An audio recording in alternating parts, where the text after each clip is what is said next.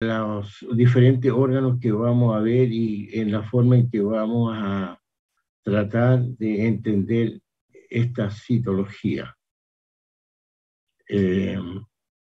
Los detalles caseros los vamos a discutir también en esa primera clase teórica que vamos a tener el próximo martes.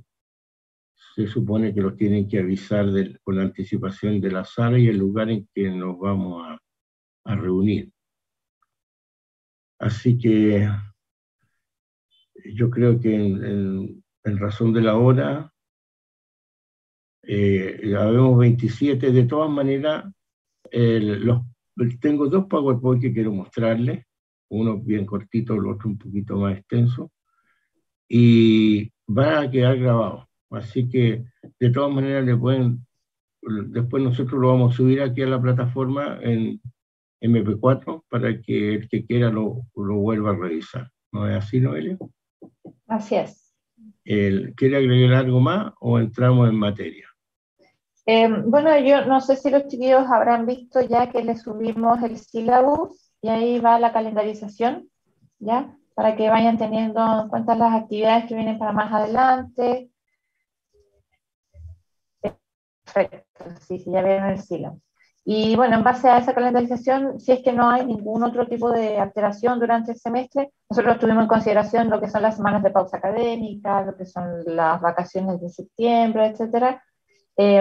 Así que esas son las fechas para pruebas, fechas para las distintas evaluaciones que se van a hacer durante el curso, y a medida que vayamos avanzando y el mismo martes podemos hablar un poco más en un poco más detalle de las actividades de evaluación.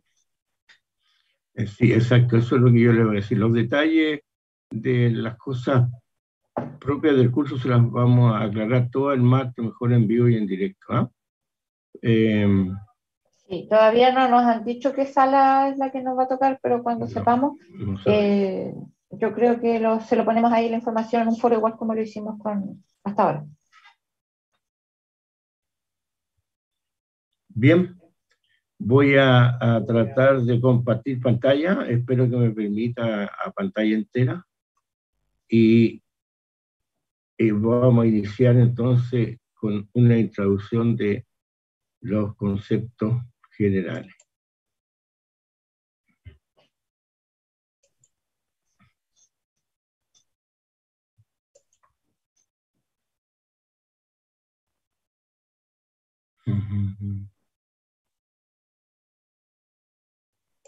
Ya está grabando por si acaso. Ya, muy bien.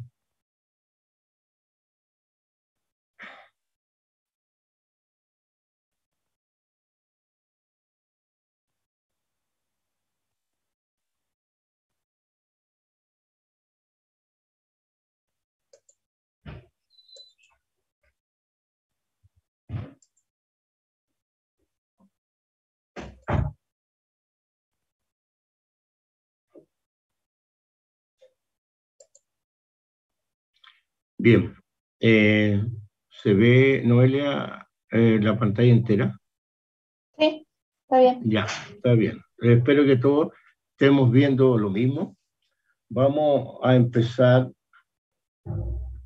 tratando de comprender algunos conceptos básicos generales que se aplican a la citología en general, tanto lo que ya vieron en cervicuterino como lo que vamos a ver a continuación ahora en los diferentes órganos que vamos a abarcar. Me gusta partir con este slide porque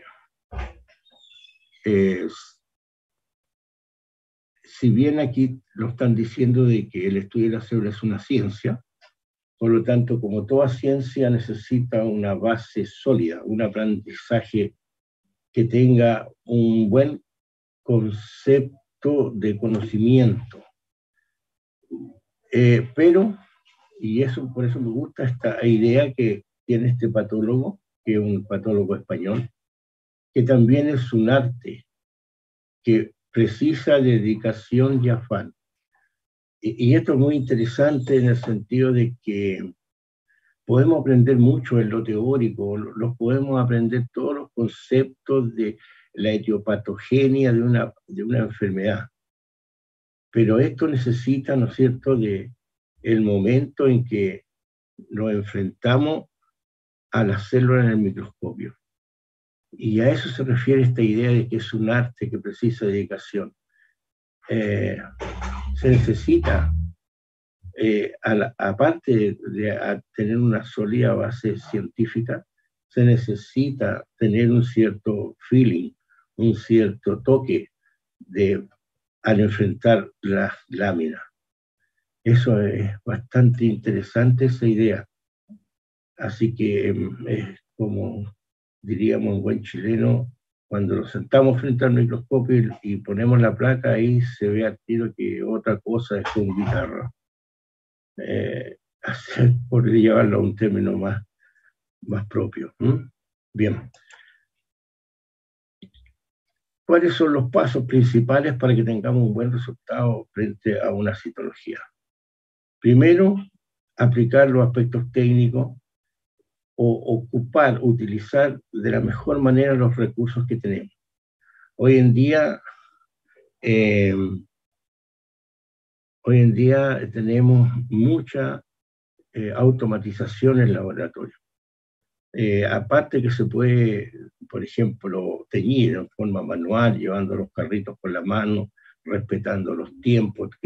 Todas estas metodologías que ustedes ya han visto en técnica histológica, inmuno, etcétera, también en citología las tenemos de la misma manera, e incluso hay ya automatización para el sistema de tinción, para el sistema de montaje. Entonces hay que saber utilizar estos recursos. Siempre siempre analizar la muestra usando los datos clínicos. Porque aquí hay una relación, esta citología de sistema tiene una relación directa entre los datos que nos proporcionan, el lugar que se toma la muestra y la patología del órgano en cuestión. Por eso tenemos que tener conocimiento de los tejidos que vamos a examinar. Es necesario que se informe de dónde se tomó la muestra, a qué órgano es el que se está estudiando, y eso nos va a dar ya una idea de lo que vamos a tener que enfrentar en la lámina. Por eso es que aquí es muy importante el conocimiento de anatomía patológica y de la fisiopatología del tejido que vamos a estar en estudio. Por ejemplo, nosotros vamos a iniciar esta clase de miscelánea con patología de pulmón. De todas maneras, yo siempre hacemos una introducción de los principales aspectos de la anatomía patológica del órgano en cuestión, para que lo recuerden o para que lo lean, lo repasen, lo reestudien. Porque si no tenemos esta comprensión, nos va a costar mucho llegar a una buena interpretación de la patología en cuestión que vamos a enfrentar.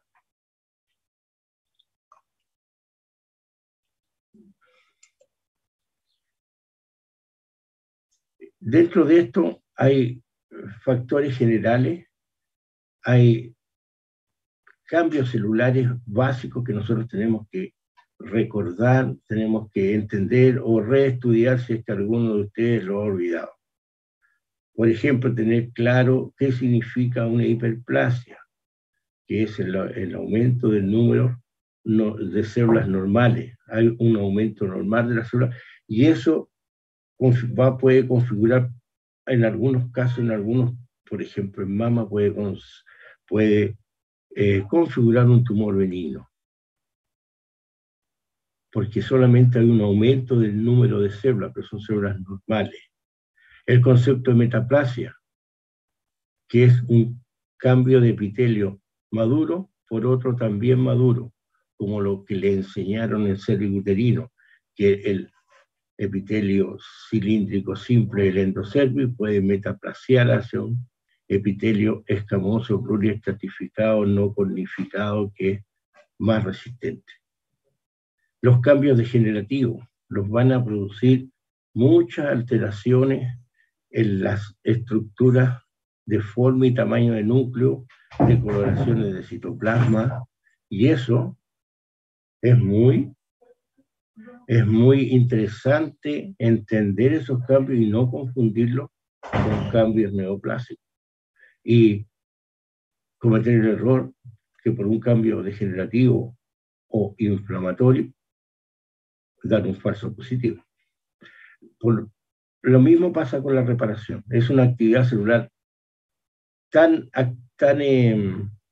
rápida que los núcleos y las células toman aspectos bastante llamativos.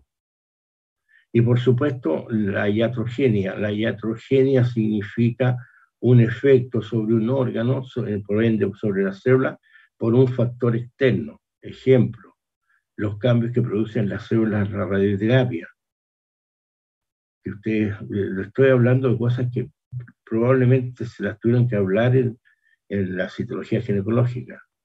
La acción de algunos medicamentos, por ejemplo, la iatrogenia, los cambios fisiológicos propios que se alteran cuando se hacen reemplazos hormonales, por ejemplo. Todo lo de afuera que puede afectar a la célula se va a reflejar en un cambio que no necesariamente va a ser neoplásico, obviamente no es neoplásico.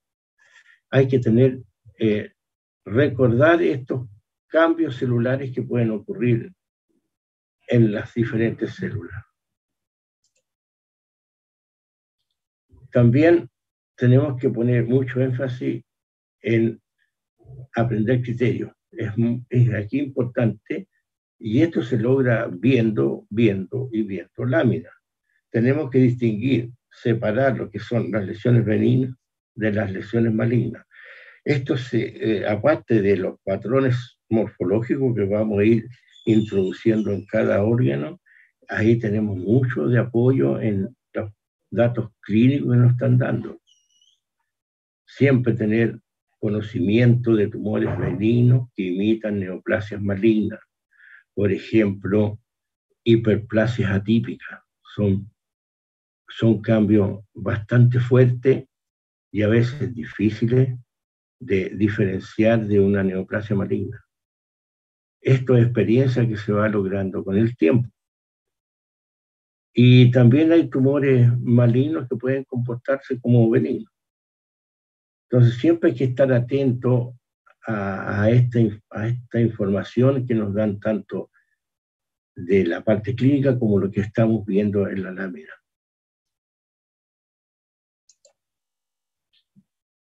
Y aquí tal vez está lo más importante para un citotecnólogo, el núcleo. El núcleo es el que proporciona a nosotros toda la información necesaria para poder aplicar estos conocimientos y poder llegar a un buen informe.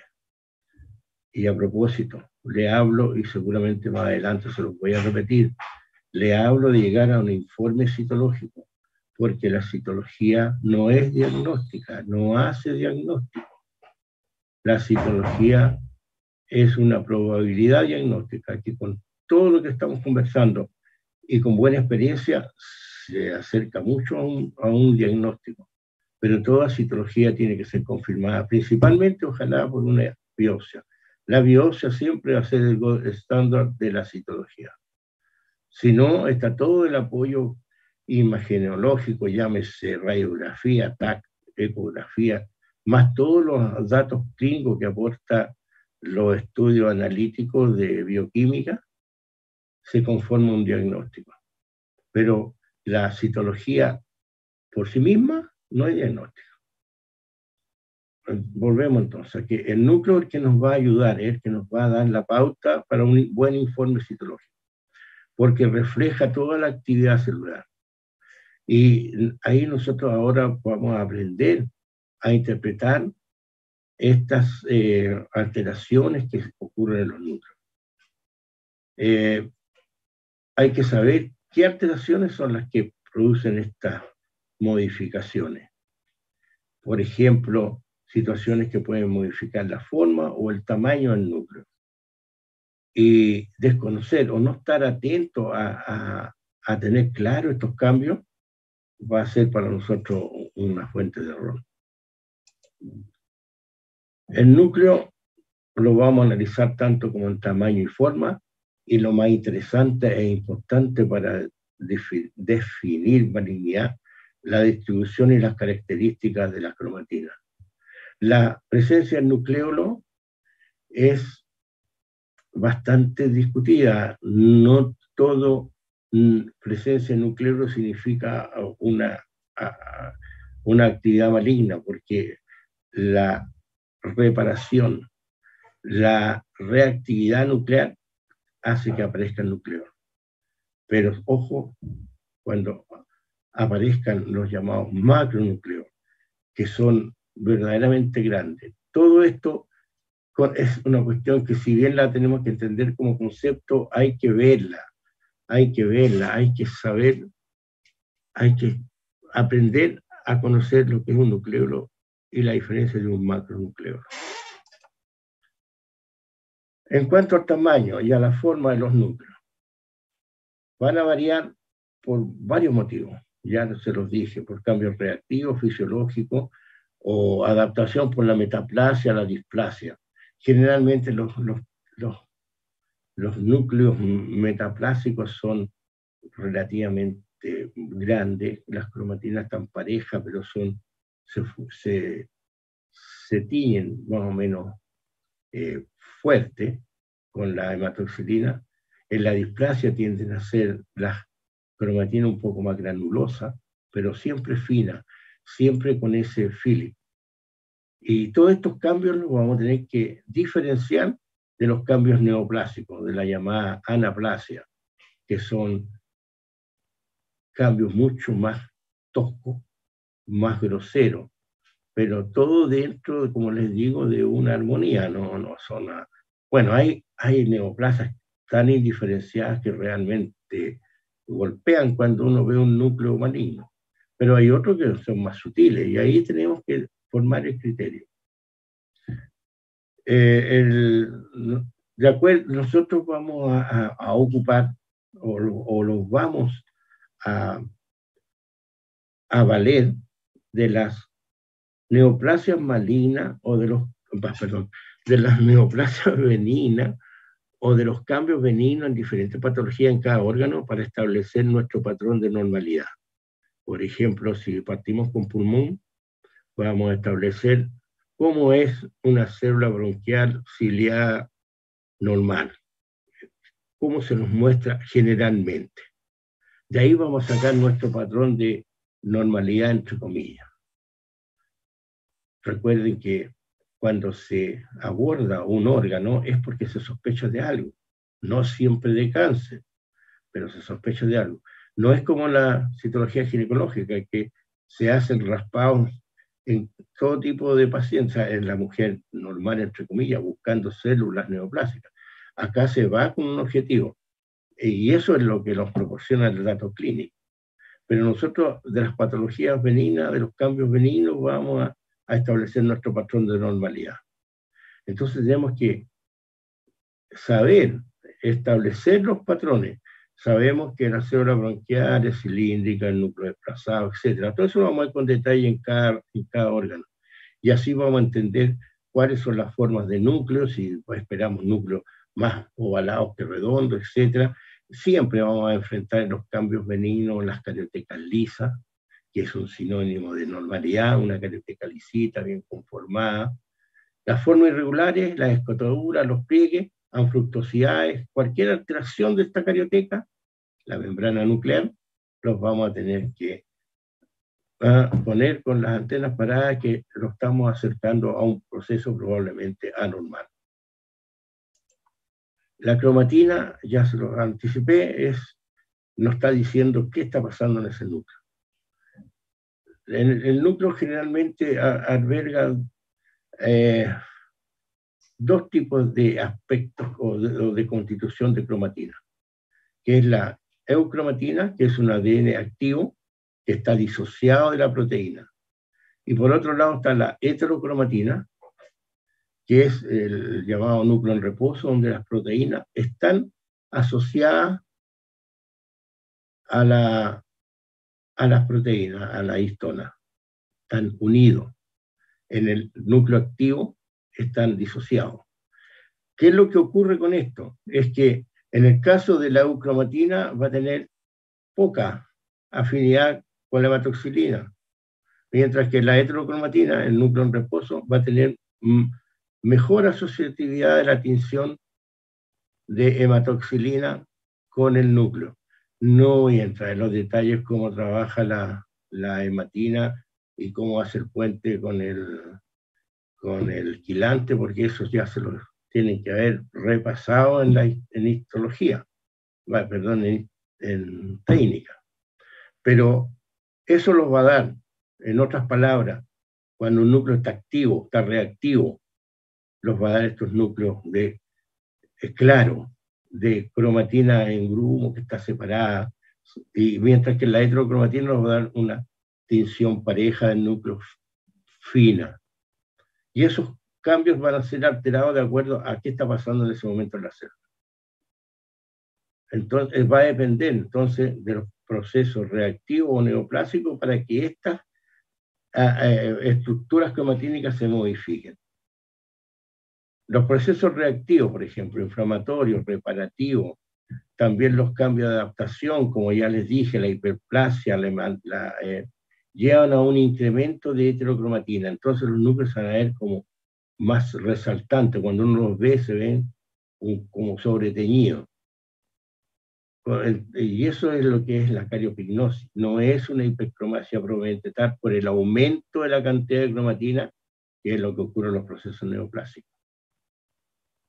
Eso es lo que ocurre en los cambios malignos, como el daño del ADN es un daño irreversible, donde la actividad nuclear se dispara.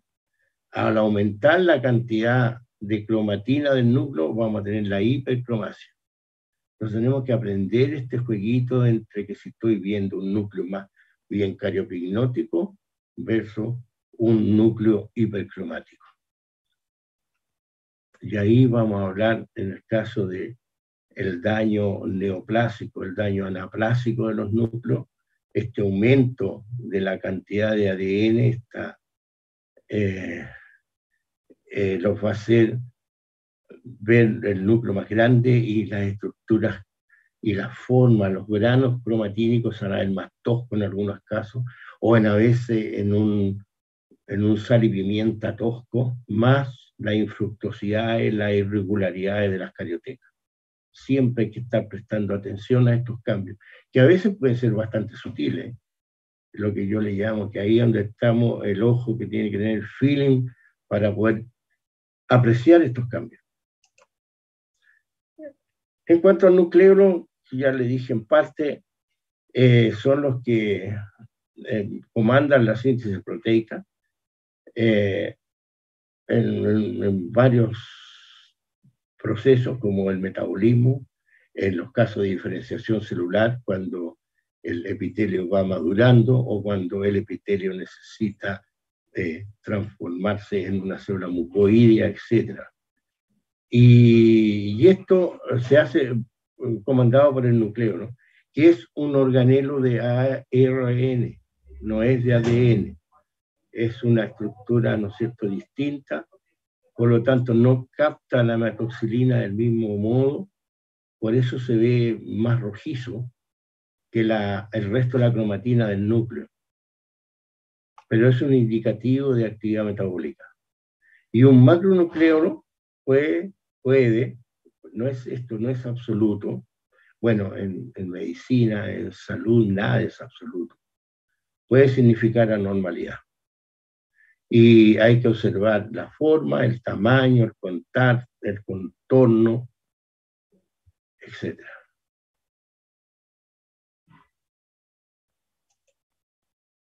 El citoplasma. El citoplasma también nos aporta información, porque representa la diferenciación de las células y eso los puede orientar al origen celular. Por ejemplo, presencia de vacuola, en el caso, ya nuevamente, si vamos a partir con un pulmón, existe la formación de células caliciformes que acumulan una cantidad de moco, ¿no es cierto? La queratinización, la queratinización de un epitelio no siempre es porque hay un carcinoma escamoso queratinizado, puede ser un problema fisiopatológico también. Y así, la presencia de vellosidades, cilios, etcétera. Eso los va a dar información sobre qué estamos viendo. El volumen citoplasmático. Si nosotros establecemos parámetros de benignidad en cuanto a forma y tamaño, los cambios de volúmenes los van a dar mucha información. Y eso es la discariosis, la relación espacial que hay entre núcleo y citoplasma. Si esperamos más o menos citoplasma, vamos a ver que la célula en realidad está en un proceso de transformación. Todos estos conceptos los vamos a aplicar en todas las patologías que vamos a ver en general. Partimos con este tipo de patrón de racionamiento. En cuanto a cómo vamos a ver las células, cómo se agrupan las células. Se supone que los procesos benignos, las células presentan una mayor cohesión. Por lo tanto, la tendencia va a ser que eso va a depender, como les digo, del órgano que estemos viendo. Pero cuando los procesos son benignos, generalmente las vamos a ver en lámina o como un embaldosado, y es lo que vamos a llamar monocapa. Ya cuando empiezan a aparecer bicapa, dependiendo del órgano que estemos, o tricapa, o las llamadas formaciones 3D, ya vamos a entender que no estamos frente a un proceso benigno, probablemente, ahí vamos a tener que aplicar otros, ver cómo está la calidad de los núcleos, cromatina, para establecer qué está pasando. Por eso es necesario disponer de la mayor información posible del sitio o el órgano de donde se está sacándose la muestra, qué técnicas complementarias podríamos emplear, aunque todo lo que vamos a ver en el curso es muestras fijadas y teñidas con Papa Nicolau. Pero sabemos que podemos hacer estudio inmunocitoquímico y podemos hacer otras técnicas, marcación viral, etc. Pero eso es ya en casos que son de estudio, son más sofisticados. Pero en la rutina lo que se hace es fijar muestras y teñirlas con tinción de Papa. Y por supuesto tener la máxima información sobre los pacientes. Eso significa tener conocimiento de sexo, tener conocimiento de edad y cuáles son las principales causas de dónde están tomando la muestra. Entonces, en cuanto a la cohesión, las células benignas, ya les dije, tienden a agruparse, mientras que las células malignas tienden a separarse, a verlas más esparcidas por el extendido, a excepción, ¿no es cierto?, de los tipos histológicos como los adenocarcinomas, que las células tienden a verse en verdaderas mórulas o formando pseudoglándulas, etc. Y eso lo vamos a ver de acuerdo, como les digo, a la información que nos están dando y dónde viene. Ahora, para tener todos estos patrones bien claros, es porque tenemos que tener un procesamiento siempre establecido en el laboratorio. Porque una manipulación incorrecta, por ejemplo, una mala toma, una fijación tardía, va a implicar que entremos en error de interpretación. La mala cohesión de un proceso benigno, por ejemplo, que se extienda mal una muestra tomada de un pólipo. Un pólipo es una patología benigna hiperplásica, pero si la manipulan en demasía y las células se desparraman por el frost, y bueno, nos va a llevar probablemente a una gran conclusión. ¿Ah? Una mala centrifugación tiende a destruir las células, a disgregar las células. Y todo eso va a hacer que interpretemos un proceso benigno erróneamente. Por eso las técnicas y el proceso de elaboración de la extendido en el laboratorio tiene que estar bien establecido. Esa labor también es del tecnólogo médico. Los fondos. Los fondos de los extendidos, para nosotros en la rutina diaria, el fondo hemorrágico, hemático, al que menos le damos importancia. ¿Ah? Aunque la presencia podría indicar un problema de la lesión misma, pero la mayoría de las veces es producto de la técnica, sobre todo en las punciones de aguja fina. Pero a veces también en otras muestras de líquidos, como era en el desarrollo de la clase, también se contaminan con sangre. Así que ahí es importante que nosotros sepamos reconocer los glóbulos rojos bien completitos. No es una diátesis, que es una destrucción celular con sangre añeja, glóbulos rojos hemolizados. Esos son los patrones de diferencia que tenemos que establecer entre lo que puede ser un fondo de sangre fresca versus un fondo necrótico. También tenemos que poner atención a confundir respuesta inflamatoria con proceso maligno. Por ejemplo, una respuesta inflamatoria, un tejido de granulación, es muy complicado para cuando el ojo no está acostumbrado, que se ve mucho pleomorfismo celular en los tejidos de granulación. Por ejemplo, se ven células gigantes multinucleadas, células cruzadas, todo el proceso reparativo que a veces es bastante, si no se tiene la película clara o los datos claros, vamos a equivocarnos, lo más probable. Acá el fondo necrótico hay que aprender a diferenciarlo de la diátesis. La diátesis maligna son restos celulares disgregados con restos de sangre, mientras que el fondo necrótico generalmente puede venir de un tejido infartado y son células muertas simplemente. No tenemos esta disgregación de material, pero ojo, ahí mucho nos ayuda la información que nos están dando. Bueno, esto aquí en cuanto a buscar sustancias concretas, aquí lo que más nosotros estamos atentos a veces a que nos aparezcan los llamados cuerpos de Samuma, que son laminillas concéntricas de material calcáreo rodeadas de células neoplasias, que es la formación de cuerpos de Samuma es más bien una estructura que la vamos a ver asociada a los adenocarcinomas papilares cuando veamos estos tipos histológicos en los distintos órganos. Como ven, estamos muy relacionados en la interpretación con la anatomía patológica, pero ya les dije, vamos a hacer siempre una pequeña introducción en este aspecto para hacernos más fácil la comprensión. Y por último, en esta presentación, le hablo yo de los llamados cambios celulares malignos, o los llamados indicadores malignos, que esta es una propuesta más bien pedagógica para que siempre tengamos cierta asertividad cuando definamos una célula maligna.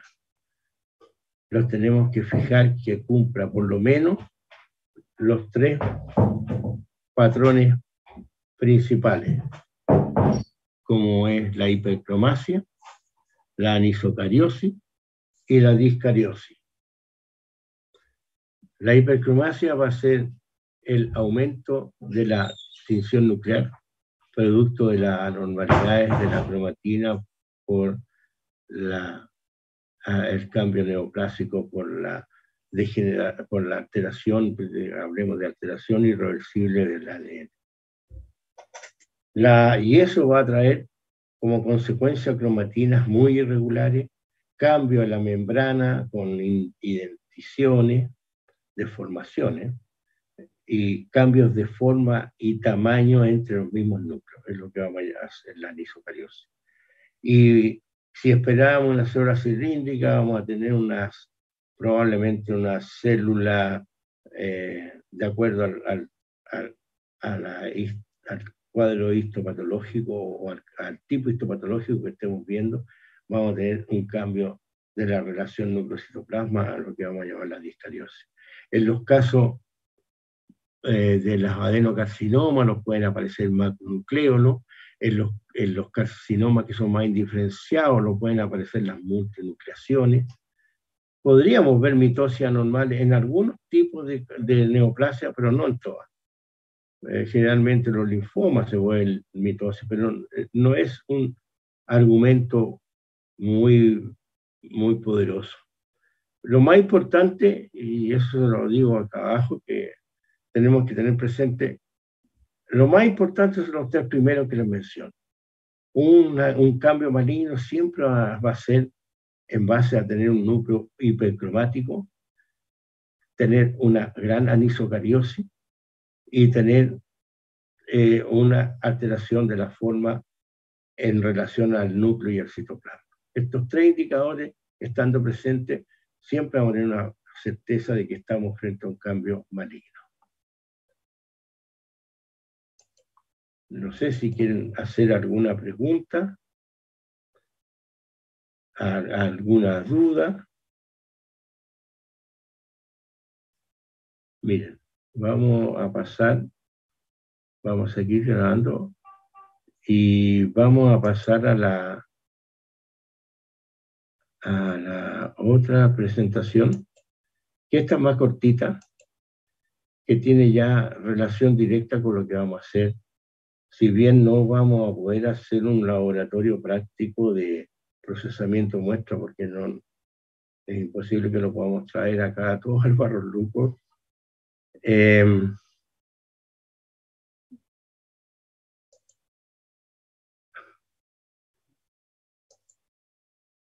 ¿Están viendo esta nueva presentación? Que alguien me conteste por el micrófono, como yo tengo la pantalla completa, no veo el chat. ¿Jóvenes? ¿Me escuchan o no? Profe, sí, Sí, se ve. ¿Se ve? Ya. O sea, se ve la presentación anterior, la que ya pasó. No, pues esa no es la que quiero yo que veamos. Voy a dejar de compartir y vamos a compartir la otra presentación. Profesor, Dígame. aprovecho de avisarle que la profesora Flor pidió que le avisara que quiere hablar con usted cuando pueda. Ya. Ya, eso. Muy bien. Gracias. Muy bien. ¿Estamos viendo la otra presentación ahora? No, profe, estamos en negro. No están en negro. ¿Qué habrá pasado con esta cosa?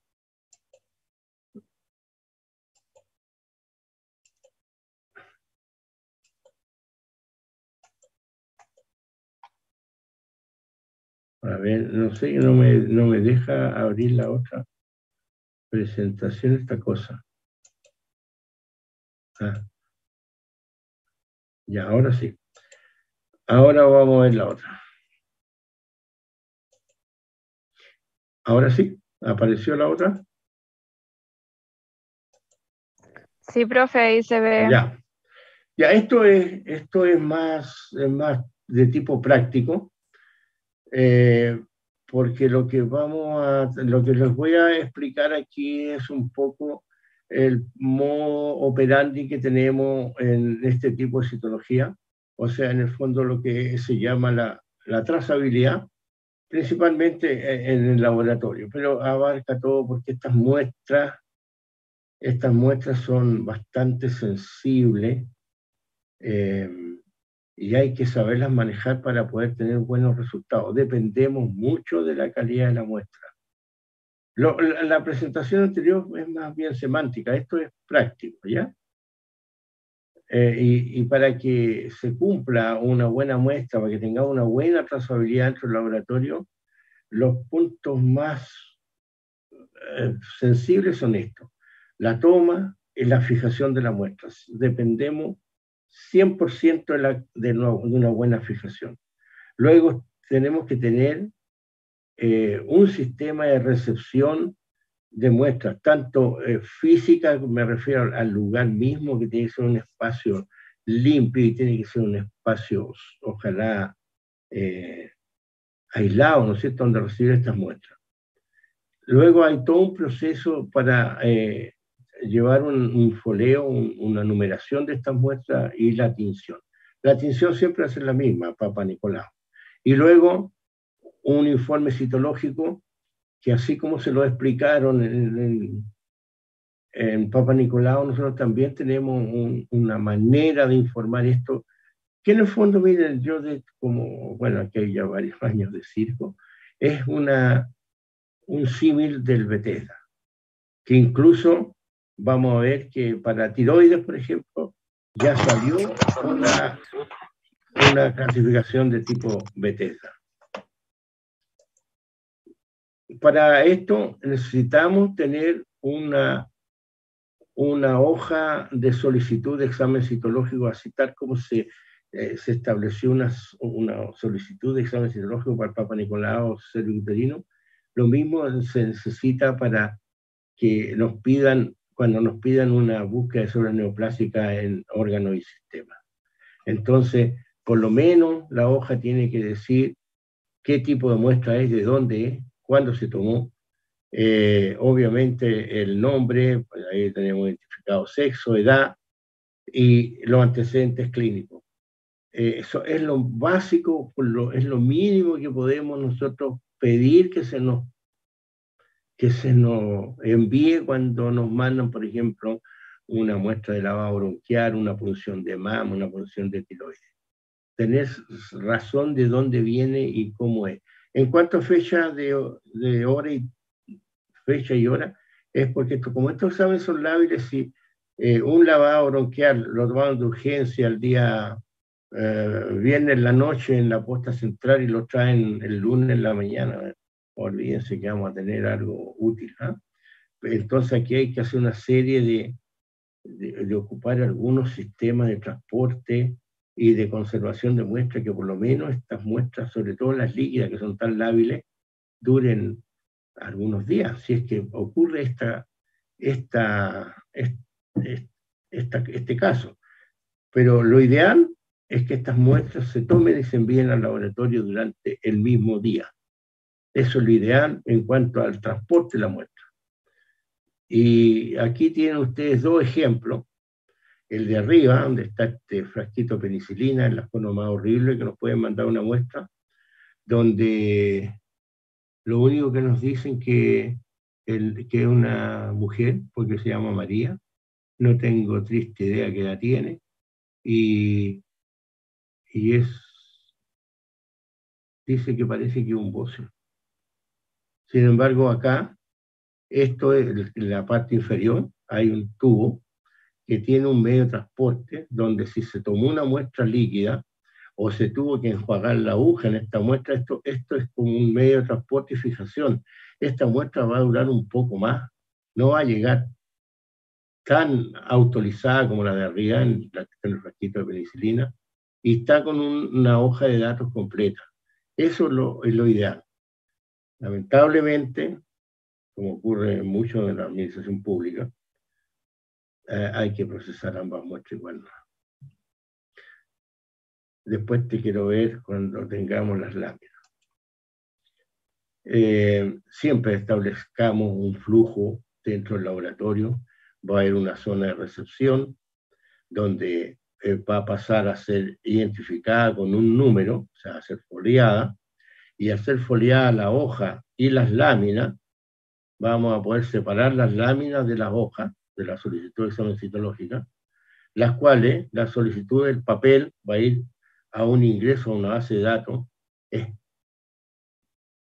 Yo diría que hoy día es imprescindible tener que trabajar con una base de datos, porque ahí van a estar todos los resultados y todos los datos para posible análisis, estudio y obviamente para lo más interesante, para la elaboración de informes. Por otro lado, las láminas van a ir al laboratorio donde van a hacer un proceso de tinción, que ya les dije, el Papa Nicolau. Cuando esté ingresada la hoja a la base de datos y usted tenía la lámina, se vuelven a juntar y se reparten a los diferentes tecnólogos médicos que van a informar esta citología. Más o menos este es un organigrama, un flujograma muy general, pero es lo mínimo que se puede tener en el laboratorio. Cosa saber dónde van las diferentes etapas y evitar tiempos de espera que son de pura burocracia en el fondo. Si uno se respeta esto, la cosa va a ser ágil y va a ir rápido.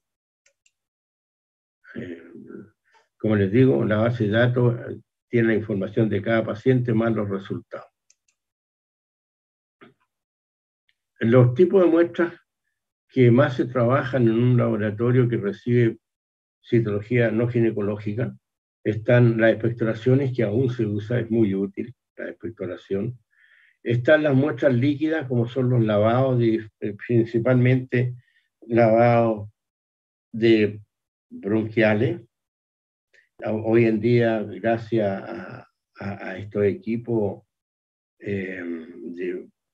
de fibroscopio, se puede llegar a muchas cavidades y a través de este fibroscopio se puede llegar incluso a conductos como el colédoco, para qué decir todo el aparato digestivo, pero lo que más se usa es en citología pulmonar, en lavado bronquial, y que a su vez también se pueden hacer cepillados. Son las dos maneras de obtener muestras. Las otras muestras líquidas, y que son muy importantes, son las que se obtienen de las cavidades corporales, como el líquido ascítico, el líquido pleural. Lo que más recibimos es el líquido pleural. También pueden recibirse lavados de la cavidad abdominal, que los vamos a ir viendo en cada órgano que corresponde. Y por supuesto, es muy interesante la punción de aguja fina de diferentes órganos, que también las vamos a ir viendo en cada órgano que veamos. Pero estos son los tres tipos de muestras que más recibimos. La expectoración se puede mandar directamente en una placa de Petri.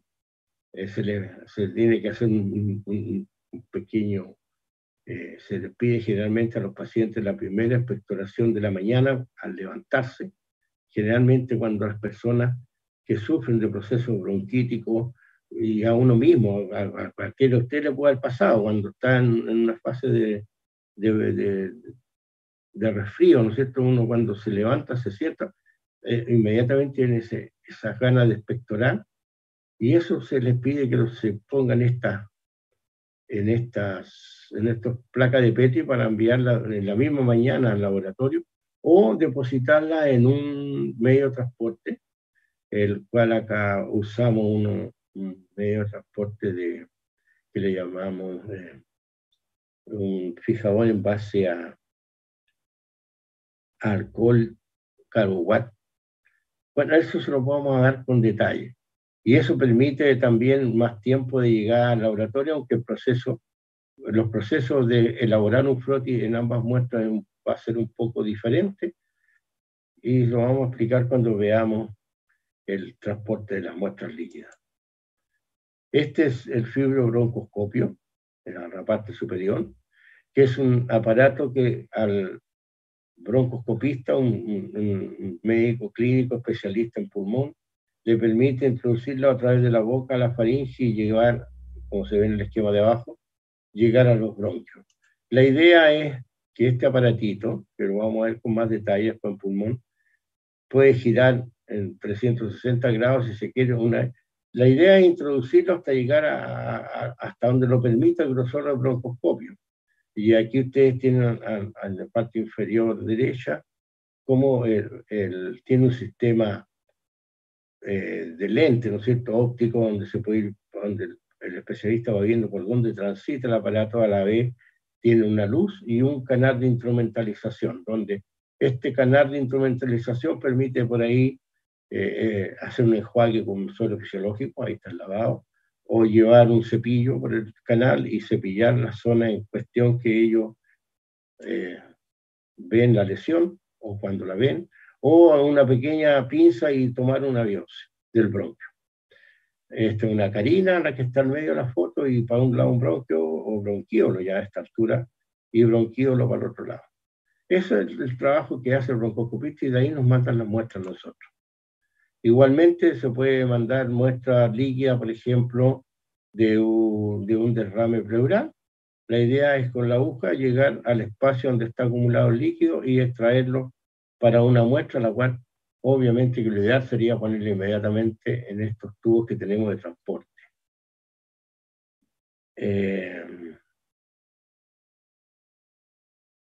Generalmente lo que usamos nosotros como medio de transporte es un fijador que se llama el líquido de Sacumano, que tiene alcohol con carbowatt y permite que las células se mantengan un mayor tiempo viable antes de, y se fijan a la vez, antes de procesarla. Y al final llegamos a esto. Tenemos un medio de transporte que trae la muestra líquida con todos los datos del paciente. Y esa muestra líquida nosotros la centrifugamos. La centrifugamos generalmente a 1200 por 10 minutos y obtenemos los pellets. Generalmente, como el tubo hace como 20 centímetros, separamos en dos tubos. Y yo les voy a explicar por qué a veces es importante poder obtener dos tubos. Bueno, si la muestra líquida es exigua, se centrifuga toda, y la idea es llegar a obtener un pellet, un centrifugado en el fondo. El líquido sobrenadante se elimina, el pellet que se tiene que desprender del fondo del tubo se deposita en dos láminas que ya están previamente identificadas, y estas dos láminas, la muestra que queda del fondo del pellet, se depositan en estos portas, y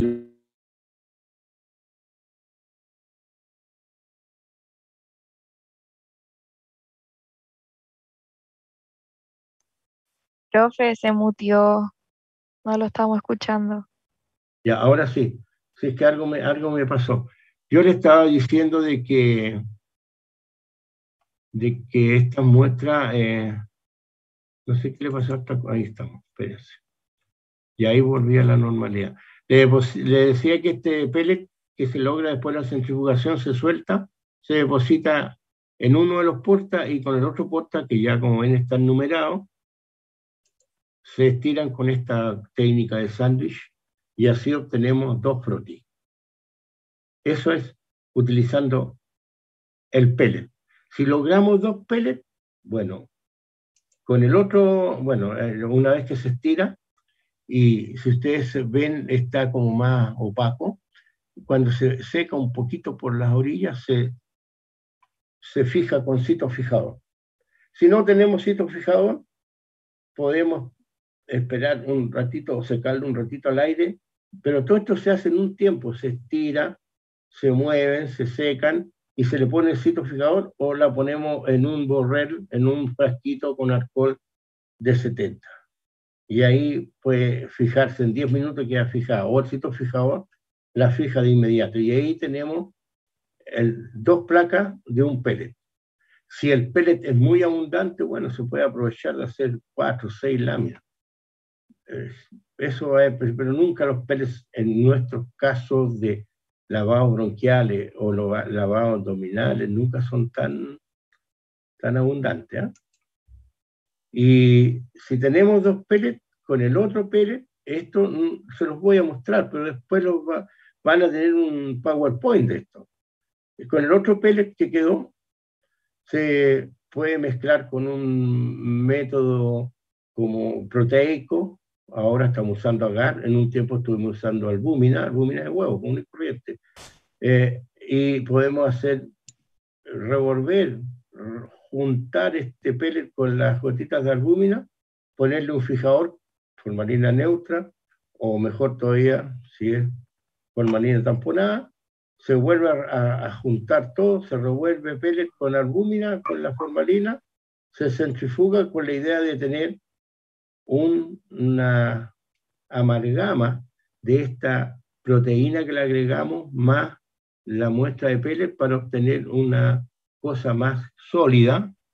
Generalmente nosotros antiguamente bueno, eso depende de la técnica, pero aquí yo se lo muestro que se puede centrifugar invertido para que todo el nuevo precipitado, en vez de ponerse en el fondo del tubo, quede en el corcho.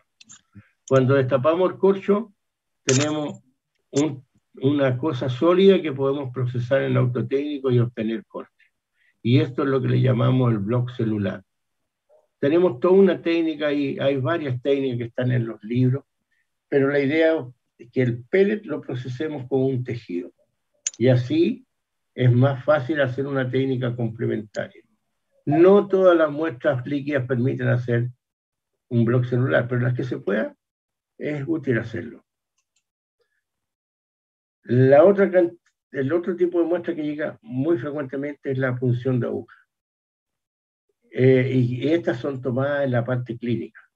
Para que la PAF, la punción de aguja, tenga buen rendimiento, debe existir un monitoreo constante del laboratorio, informando a la clínica: oye, estas muestras están llegando malas, llegan sin muestra, el extendido muestra puro sustancia amorfa, no hay células, etc.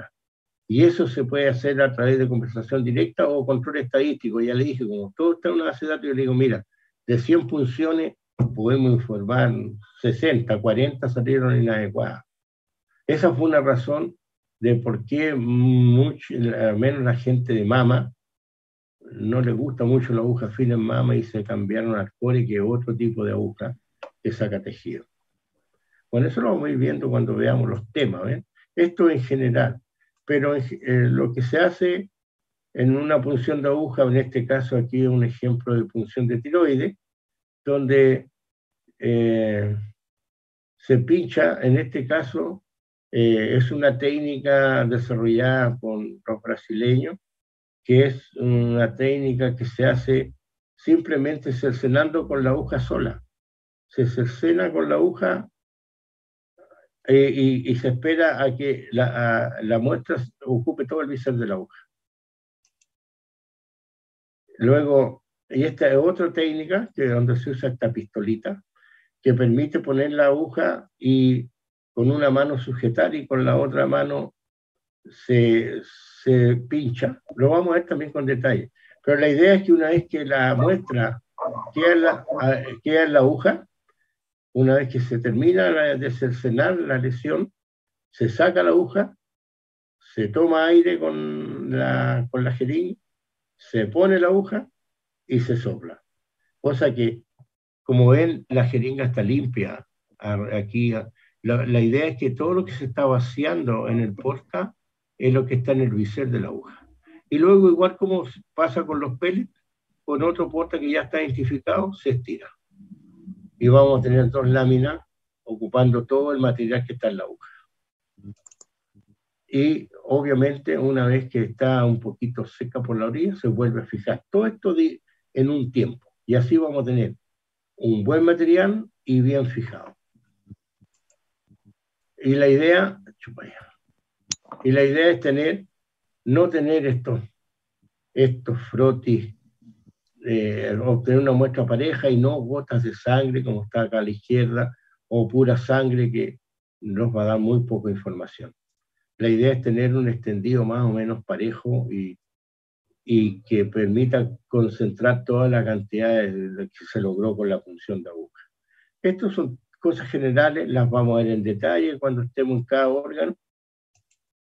Y luego está el método de tinción, que es la tinción de Papa Nicolau, que ustedes saben, es una tinción con hematoxilina para núcleo, Luego tiene Orange y EA para la tinción citoplasmática, que seguramente la vieron con harto detalle en la ginecológica. Es lo mismo acá. Y esto actualmente, al menos acá en este laboratorio, se hace automatizado. Se cargan los carritos y esto mismo que uno lo va haciendo con la manito, lo hace la maquinita. Es lo mismo. Es tratar de ahorrar tiempo. Esto también, estas cubetas gastan bastante material. Se supone que la automatización también ayuda un poco a la economía en el laboratorio. Muy importante hoy en el día tener consideración de costo-beneficio. Todo eso hay que manejarlo en el tiempo. Y llegamos a las mismas que empezamos en un comienzo, a obtener 2 láminas de extendidos citológicos teñidos con Papa Nicolau, que van a ir a ser entonces examinadas por nosotros al microscopio para llegar a un informe citológico. Y en general vamos a ir con los principales órganos, vamos a ver mama, vamos a ver pulmón, vamos a ver tiroides, y como les digo, dentro de estos órganos vamos a ver las principales patologías. No se puede abarcar toda la patología, solamente los casos que son los más comunes. Hola Carmen, y no le contesté. Aquí ven, por ejemplo, muestra inadecuada. Alguien se me está cruzando en el audio. Aquí vemos muestra inadecuada. Todo esto lo vamos a ir viendo porque ocurren, que no deben ocurrir muestras mal fijadas, hemorrágicas. Aquí tienen arriba un lavado bronquial bien conservado, lo que esperamos, donde podamos reconocer los elementos claritos, sin duda, la célula cilíndrica, ciliada, macrófagos alveolares, algunos elementos inflamatorios de tipo mononuclear, macrófagos alveolares, células ciliadas, y miren una muestra que fue dejada por horas y centrifugada y estirada. Esta fue hecha de inmediato, esta fue hecha el otro día. Las células salen maceradas, los cuesta saber dónde están las células bronquiales versus los macrófagos, un desastre para interpretar. Lo de abajo, nunca. Lo de arriba es lo que tenemos que tener tendencia siempre que los procedimientos de laboratorio nos muestren buenos elementos celulares. Y así vamos a poder diferenciar arriba la imagen de una formación de células moruliforme, 3D, como que eran núcleos sobrepuestos, típico de los adenocarcinomas, y abajo, células en renacuajo, células fibrilares, núcleos de cromatinas muy densas y negras, típicos de los carcinomas escamosos, que ustedes tienen que haberlo visto, o pienso yo que lo vieron, en cervicuterino. En pulmón vamos a ver lo mismo, en mamas y según el tipo histológico vamos a ir viendo estos cambios. Tiroides, que es una de las cosas complejas que vamos a ver, pero vamos a poder hacer diferenciar entre cambios benignos arriba de una hiperplasia de células del tiroides y abajo un carcinoma papilar de tiroides. Porque está esta inmensa inclusión intranuclear que vamos a tener que aprender a buscarla, y etcétera. Así vamos a ir conociendo detalles de cómo vamos a llegar a informes citológicos. No sé si les quedó claro esta cosa. Vamos a dejar de asustar. Bien, no sé, esto es lo que yo les tenía preparado para hoy día. Espero no haber sido muy denso, pero era algo general y muchos de estos que le conversé ahora de la trazabilidad lo vamos a ver en detalle cuando veamos cada órgano en cuestión. La idea es esa. Patología benigna nos va a permitir establecer patrones de benignidad de forma, tamaño, y las patologías malignas que vamos a abarcar van a ser las más importantes y principales.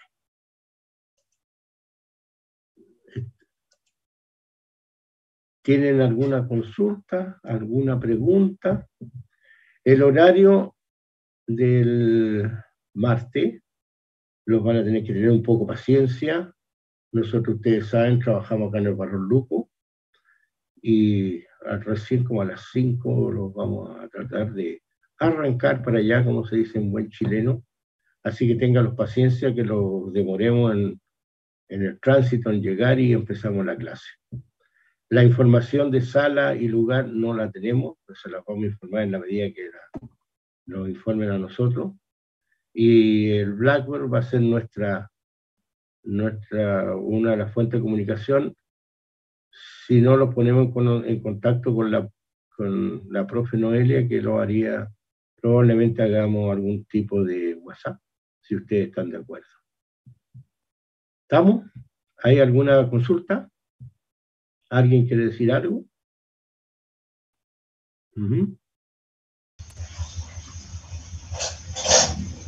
Constanza, dígame. ¿Quiere hablar? No, se arrepintió la Constanza. Bien, entonces terminamos esta sesión. Profe, que por el chat están hablando. Que yo lo tenía cerrado por la presentación. A las 18, a las 6:30, no, muy tarde. Llegamos antes de la... No. Nosotros generalmente deberíamos trabajar acá hasta las 5:20, pero nos vamos a arrancar un poquito antes para llegar allá. No tan tarde. Quiero que todos estén, por lo menos, partir mínimo a las 6. ¿Correcto? Eso es una pregunta que está aquí en el chat. Y como les digo, el martes vamos a conversar con detalles de estas cosas y vamos a tratar de llegar lo más temprano posible para que no demorarnos hasta tan tarde. Sobre las clases online, nosotros queríamos hacerlas todas online, pero la universidad nos insiste que quieren todo presencial. Así que yo lo lamento mucho eso. La idea nuestra era los martes todo online y solamente ir a los laboratorios los jueves y viernes. Pero no sé si ustedes hacen algún tipo de presión con la profe Flor. No sé. Nosotros estamos dispuestos. Si ustedes quieren estas clases online, porque las dejaríamos grabadas además. Pero no depende de nosotros, lamentablemente. Que la haga online es un mandato de la universidad. Nosotros tenemos que cumplirle a la U. Así que no veo muy complicado esto de hacerlo online. ¿Ya? Bueno, lamentablemente lo otro es que como no se van a poder grabar las clases nomás, van a tener que tomar los apuntes o recordar lo que les mostremos. Generalmente las clases están en dos partes. Primero el concepto teórico y después imagen. Casi todas las clases las tenemos programadas de esa manera. ¿Otra pregunta? Profe, la próxima semana empezamos con los laboratorios, ¿verdad? Exactamente. El martes lo juntaríamos, primero el martes lo juntamos a la parte teórica en la sala que nos digan, como a las 6, y el jueves y viernes partimos, sí, partimos con 2 laboratorios en el CATEM. En uno va a estar la profe Noelia, en el otro va a estar yo, o sea que vamos a tener que dividirnos en 2 grupos. Así que vayan pensando para el martes cuando conversemos esto, si hacen ustedes los grupos por afinidad tintorial o simplemente partimos el curso por la mitad de acuerdo a la lista que nos den. O a lo mejor ya la universidad los separó en 2, no sé. Eso lo veríamos el martes.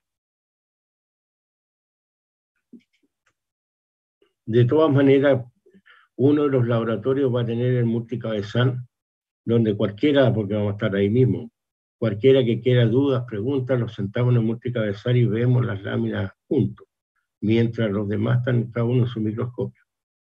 Esa es una manera útil de trabajar y aprovechar el tiempo. Somos muchos, demasiado diría yo, pero de alguna manera tenemos que organizar. ¿Estamos, jóvenes?